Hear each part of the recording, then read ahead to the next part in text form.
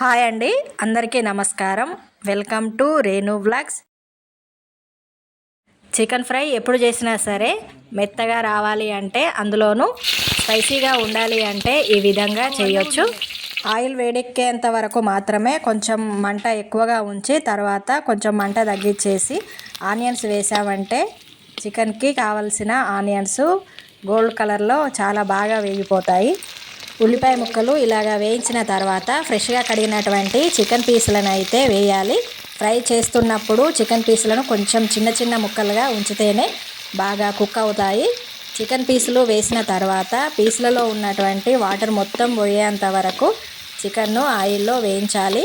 Water oil అయిన తర్వాత oil తేలుతుందన్నమాట. Water పోయిందంటే చికెన్ 50% ఉడికిపోయినట్లే.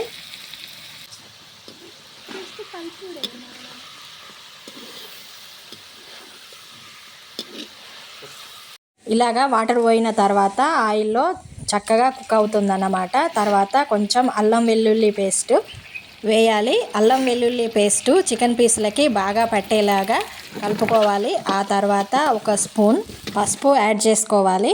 చికెన్ పీసులు సగం కంటే ఎక్కువ ఉడికేంత వరకు ఎలాంటివి వేయకూడదు. వేసామంటే ఎలాంటి ఫ్లేవర్ తెలియకుండా ఉంటుంది. ప్రతి ఒక్క ఇంగ్రీడియంట్ వేసిన తర్వాత ఇలాగా కలుపుతూ ఉండాలి, లేదంటే అడుగంటుకుపోతుంది. పసుపు వేసిన తర్వాత బాగా కలిపేసుకొని తర్వాత 1 స్పూన్ సాల్ట్ అయితే వేయాలి. ఇలాగా సాల్ట్ వేసామంటే మళ్ళీ కొద్దిగా వాటర్ తయారవుతాయి. కాసేపు చికెన్ పీస్లను ఉడికించిన తర్వాత సరిపడినంత కారం అయితే వేయాలి. కారం చివరిలోనే వేస్తే మంచిది, ముందే వేస్తే మాడిపోతుంది. కారం వేసిన తర్వాత ధనియాల పొడి వేసి ఆ తర్వాత గరం మసాలా అంటే లవంగాలు మిరియాల పొడి చేసి వేయాలి.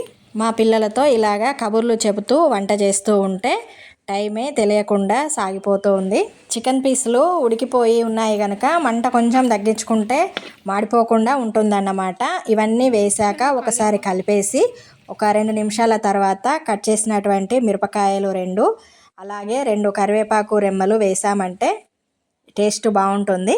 పచ్చిమిర్చి కరివేపాకు ఆయిల్తో బాగా కలిసిపోయేలాగా కలిపిన తర్వాత లాస్ట్లో కొంచెం కొత్తిమీర వేసుకోవాలి. ఫైనల్గా అన్నిటినీ ఒకసారి బాగా మిక్స్ అయ్యేలాగా కలిపేయాలి. చివర్లో కట్ చేసినటువంటి కాజు వేసామంటే నోట్లో వేసుకోగానే కరిగిపోయే చికెన్ ఫ్రై రెడీ అయిపోయింది. ఒకసారి చికెన్ ఫ్రై పీసు గట్టిగా అవుతాయి, ఒక్కోసారి ఈ విధంగా చేసామంటే చికెన్ పీస్ మెత్తగా చాలా టేస్టీగా ఉంటుందన్నమాట.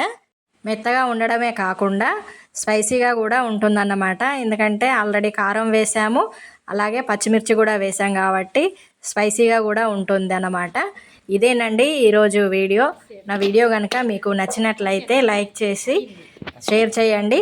అలాగే మొదటిసారి వీడియో చూస్తున్నట్లయితే తప్పకుండా సబ్స్క్రైబ్ చేయండి. మరిన్ని మంచి వీడియోస్తో మీ ముందుకు వస్తాను. Thank you.